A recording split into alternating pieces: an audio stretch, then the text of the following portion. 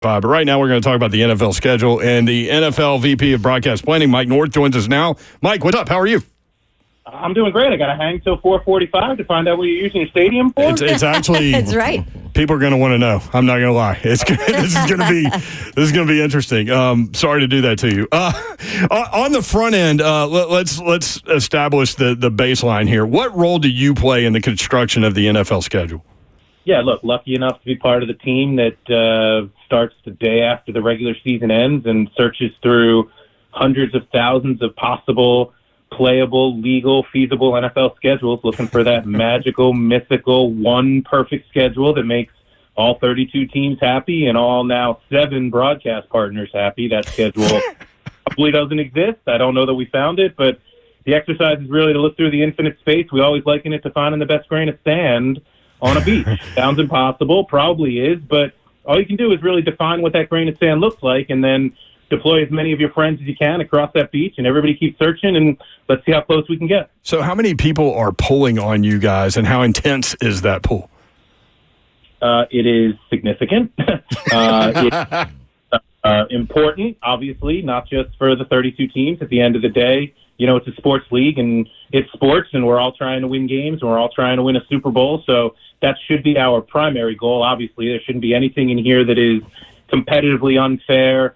There's going to be challenging stuff, definitely, but nobody should look at their schedule on release day and say, that's completely unacceptable. That never should have been allowed. How could you have allowed such a thing? Why would you have thought this was the best schedule of all the hundreds of thousands that you've looked at? So you want to make sure that competitive equity is first and foremost, player health and safety, venue availability, travel miles, international expansion, and oh, by the way, trying to make sure that broadcast partners who obviously do pay a lot of money for the rights, make sure that they all felt like they get some really good games to promote to and sell and generate the viewership and make sure the fans can see all the games that they want to see. Damn, man, you're making my head hurt just talking about all this. It gives me anxiety. Mike North, NFL VP of Broadcast Planning, talking about how the NFL schedule is put together. So, Mike, you said you got to get all your friends together to go find that perfect grain of sand. What's the number of people that are maybe in the room that have the direct impact when you guys put the logistics of all this together? Yeah, team's pretty lean, actually. It comes out of the broadcasting department, so you're talking about maybe 6 of us from the broadcasting group. Lucky enough to have Howard Katz, a name you guys probably know, still part of the team. I hope he never retires. Valuable consultant. Obviously, some historical perspective there. We all work for Hans Schroeder, the EVP of Media. And, of course, we all work for Roger Goodell. And at the end of the day, no NFL schedule gets approved or released to the world until the commissioner's happy with it. So down the stretch there, kind of showed them a different version every day. That week before Mother's Day, really we're in his office an hour a day. Here's one, here's one, here's one. They're all great. You know, to say one is better than the other one, probably a misnomer. It's really more about different flavors at that point, vanilla, chocolate, strawberry. And if the commissioner likes butter pecan, then we're going to play one that's butter pecan. Fascinating. Yeah. The whole thing is fascinating. It is. When it comes to picking out the games for like the ones for prime time, like how do you judge it? Who is it? Is it Goodell? Who is it that makes that that choice or that check mark to give 7 games of prime time to a team or 2 games for prime time or one for our team? Yeah, or one.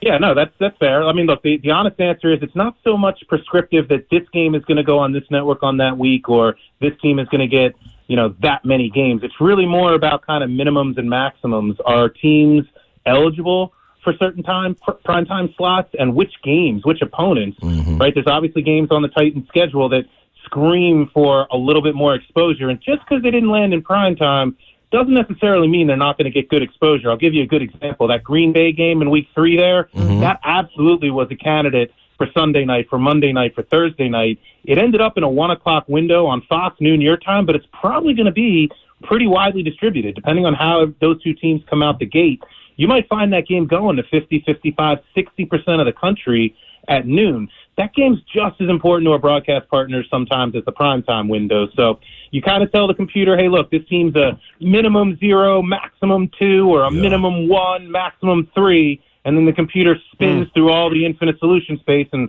comes back with something that hopefully checks all those boxes. What I don't think you probably can't answer this question as simple as I'm going to put it, but you'll know what I'm kind of getting at. Is it more storylines between teams? Is it, okay, look at this roster, we think they're going to be a contender? Is it, oh, hey, it's Aaron Rodgers? Is it, oh, it's Travis Kelce, and we know that Taylor Swift is going to be around? Like what's maybe a main kind of thing that weighs more than others when you're looking at scheduling?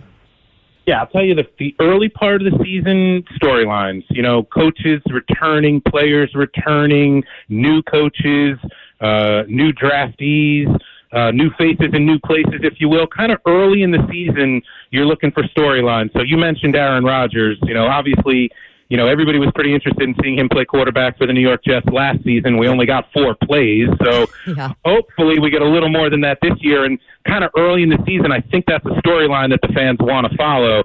Joe Burrow coming back from injury. Obviously, Coach Harbaugh for the first time in L.A. Like all those kinds of things early in the season, storylines. Late in the season, playoff implications, records, teams fighting for division titles. And that's really where flexible scheduling comes in. I'm sure Titans fans are a little missed that you don't see more Titans in primetime, but that's really what flexible scheduling is down the stretch. So you look about all those division games down the stretch, even that Cincy game in Week 15, those games are kind of put there with an eye towards, hey, even if they're not originally scheduled for primetime, they're candidates for a move to flex if some team somewhere is playing a little better than maybe our crystal ball thought in May.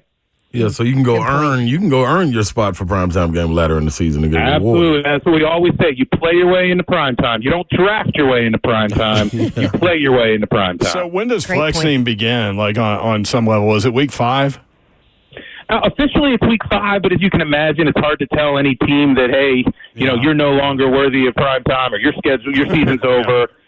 Generally speaking, you're kind of looking around Thanksgiving. We should probably be able to get 2/3 of the way through the season, get to Thanksgiving, and then kind of those last 5-6 weeks down the stretch, the fans want to see the games with playoff implications. They want to see the teams that are fighting for playoff spots, and we want to make sure that the fans are going to get a chance to see some of these teams that are going to be playing into January. So if by chance the Titans are there and maybe they haven't had a whole lot of national television exposure, through the middle or first 2/3 of the season, that's what the back third is for. Move them into bigger windows, make sure more fans get to see them, and then when they get to Wild Card Weekend, that's not the first time our fans are watching a Titans game. Right.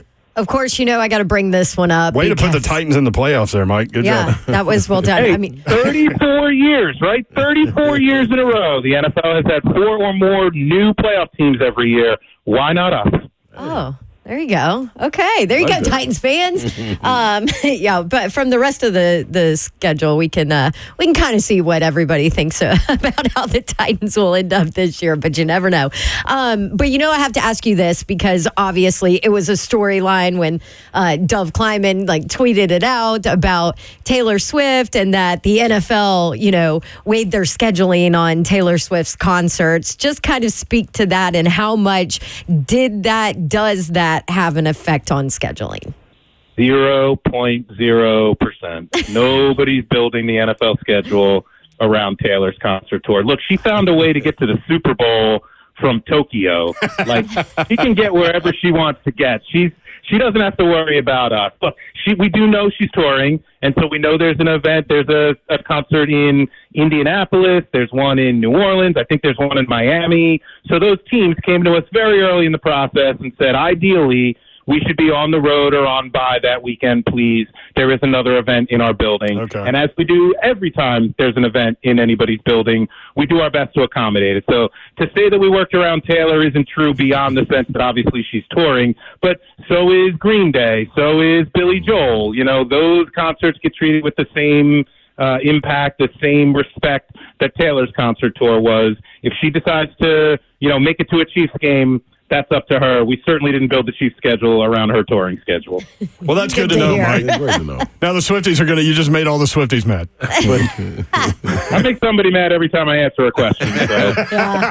Mike, let me ask you this, Mike. To pull the curtain back just a little bit, is there any interesting quirks that we as fans of the game would not know when it comes to scheduling. Like, hey, man, you got this last game. We can't figure out where to put it. Let's flip a coin. But we ain't telling nobody.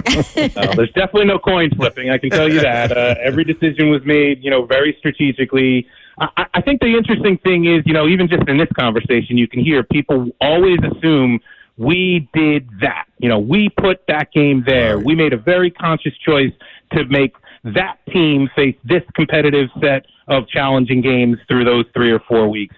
It's less about, push and it's more about pull. It's more about telling the computer, here's what we're willing to see, here's what we'd like to see, and here's what we don't ever want to see. And so then the computer kind of takes that information from the humans, searches through the beats, looking for the best grain of sand, and when they come back and it says, here's one, the humans still have to iterate. They still have to interact, and maybe they say, this is pretty good but not perfect. Could we find one with this instead of that? It's a lot less about let's do this, and it's more about let's allow that. And then the computers kind of search through the infinite space and try to find the mythical perfect schedule. And obviously no team is ever happy with it, but hopefully there's no team that, is too happy or too disappointed, or no broadcast partner that is too happy or too disappointed. We want everybody kind of just a little disappointed.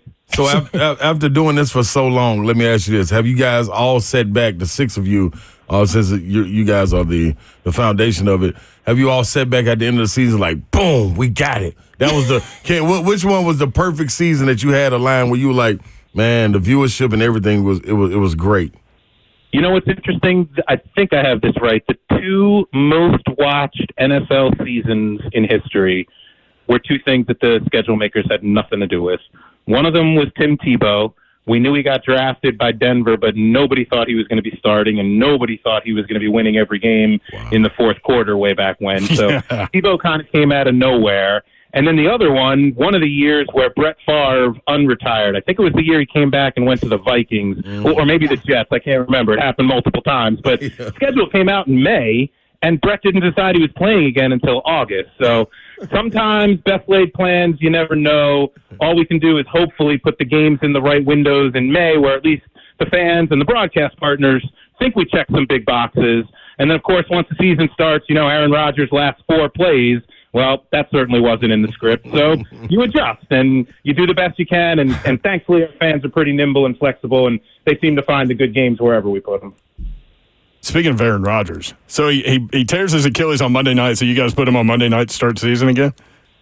We actually thought, honestly, about going with Jets-Bills again, week 1, and just kind of running it back, picking up right where we left off. Just throw it out there. Peel the Band-Aid. Week 1 is interesting. Week 1 is a monster for us this year. You guys know this. We've got kickoff on Thursday. We've got Brazil on Friday. We've got Tom Brady's first game in the booth for Fox on Sunday. We've got Matthew Stafford back to Detroit in a playoff rematch Sunday night. You needed a big kind of bookend, a big Monday night game that felt like it was something for the fans to make sure that they didn't, watch all their football, Thursday, Friday, Sunday. We got to make sure that there's something good on Monday. So kind of bookending opening weekend with Baltimore, Kansas City to start that AFC Championship game rematch, and then finishing with Jets-Niners and Aaron Rodgers' return not just to the field but back to Northern California. Yes, I love that. Sounds like a really fun way to start our season. Yeah, and you were talking about storylines. That's a storyline. So that's a storyline, right? Aaron's first few games are going to be kind of front of mind for everybody. Yep. I sure hope he stays healthy. That's right. Titans at Miami last year on Monday night. Incredible comeback by the Titans, and you redo that one too. And Will Levis. Yeah, look, it earned it. Right? I mean, that's a perfect example, right? When the Titans and the Dolphins played that game last year in that little side-by-side ESPN, ABC, 2 games going on a Monday night, you don't play this second game on Monday night. This game goes back to Sunday afternoon at noon and probably gets lost, maybe only available to, 12 or 14% of the country. But after that game those 2 teams played last year, you come right back with it kind of early in the season now. And to your point, it's a storyline early. That game in December is all about playoff implications, and what do any of us know here in May? But early in the season, you could certainly see ESPN and ABC and our friends at Disney having some fun with a game that they just had a few weeks ago, and it really was one of the games of the year. So, Big Jeffrey Simmons on the Titans wasn't happy with the early bye for the Titans. How do you kind of factor in when bye weeks happen, or is it just a product of where the rest of the schedules fall? Yeah, a bit of a blank Scrabble tile. Those, bye weeks kind of move around. They cover whether it's stadium blocks or road trips or something like that. I'll have to check with Big Jeff. I don't remember exactly the Titans' recent bye history, but I hope it hasn't been week 5 the last couple of years. We shouldn't hit the same teams with the earliest possible bye over and over again. And to a certain extent, now that the season's a little longer, I'm not sure we should hit the same teams with the latest possible bye over and over and over again. So the byes kind of move around. I hope it's relatively random. I hope it hasn't landed on Tennessee this early recently. But again, this is part of the magic pieces of the puzzle. And hopefully if the week 5 bye hits them this year, it's almost certain not to hit them that early again next year. So players and teams, so it's more random than anything else, and players and teams shouldn't feel disrespected by an early bye. Yeah, look, again, I hope what we told the computer properly was, here are the teams that have had the earliest possible bye in recent years, and here are the teams who have had the latest possible byes. And then you factor in teams playing Thursdays, and you want to separate that mini bye after the Thursday from the full bye. Some teams have multiple Thursdays, so it's 2 mini byes and a full bye. Can we spread those out fairly? It's undoubtedly a challenge. It's one of the things we're constantly thinking about, in terms of where the bye weeks even should fall. And, 5 is early. It used to be as early as 4. So kind of slid that back a little bit. And, again, if the Titans caught the short straw this year, it shouldn't happen to them, in the near future.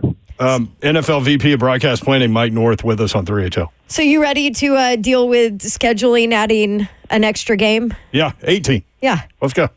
It's interesting. We were what? We were at 16-4 for 40 years, right? And now we're at 17-3 only for a couple now. I'd be surprised if we get that quickly to 18-2. I know when the commissioner gets in front of a microphone at the draft and tells everybody that he doesn't love the preseason product, and the train does roll a little faster maybe than we had expected. But look, I think as a fan, obviously any of us would prefer a regular season game to a preseason game, but kind of to this conversation, if you are going to play 18 games over 19 weeks and you might only have one bye in there, week 5's kind of early for that. That's a long stretch of football without a break. So people have been talking about maybe a second bye coming in, but, it's challenging enough to build good CBS and Fox Sunday afternoon windows in that middle of the season when you're pulling games out for Thursdays and for Sunday mornings for international, and now we've got games on Wednesday for Christmas. Like, those games come from somewhere,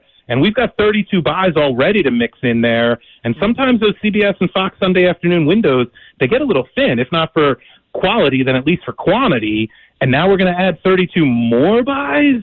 That's a real challenge, I think, for the scheduling team, and not sure we're going to get there all that quickly, but certainly something we're going to continue to talk about. Do you know off the top of your head, you mentioned the Titans-Green Bay game was given a look in terms of a potential primetime slot. Were there any other Titans games that you can think of?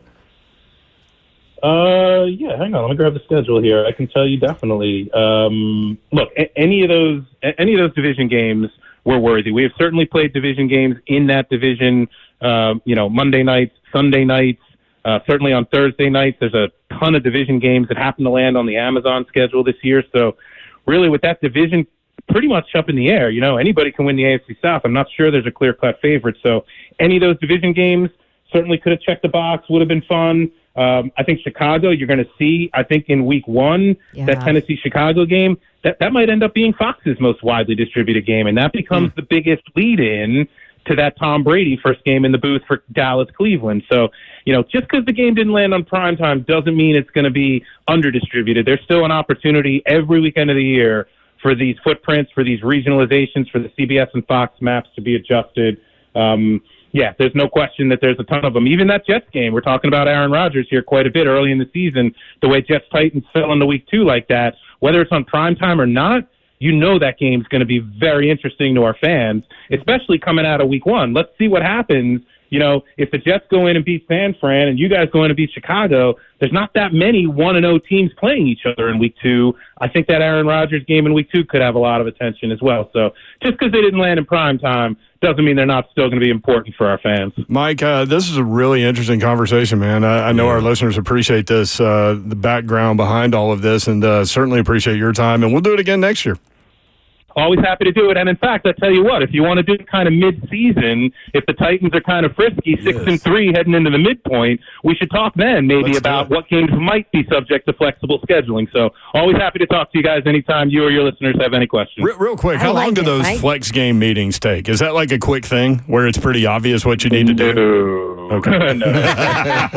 Nothing they do Think is about quick. it, right? Think about it. It's a zero-sum game. Anything that's going to be good for NBC or ESPN, if you're flexing a game into prime time, imagine being CBS or Fox, right? You're holding that Titans game in your hand, and you finally get all the way to week 13, and you get a chance, to show this team to the country, and then the NFL calls you and says, we'd like to take that game away from you now and give it to one of your competitors, right? Those conversations are never easy. Never easy. Mike, thank you, man. Really interesting stuff. I really appreciate you. Absolutely a pleasure, guys. Take care. All right, Mike North, NFL VP of Broadcast Planning. How about that?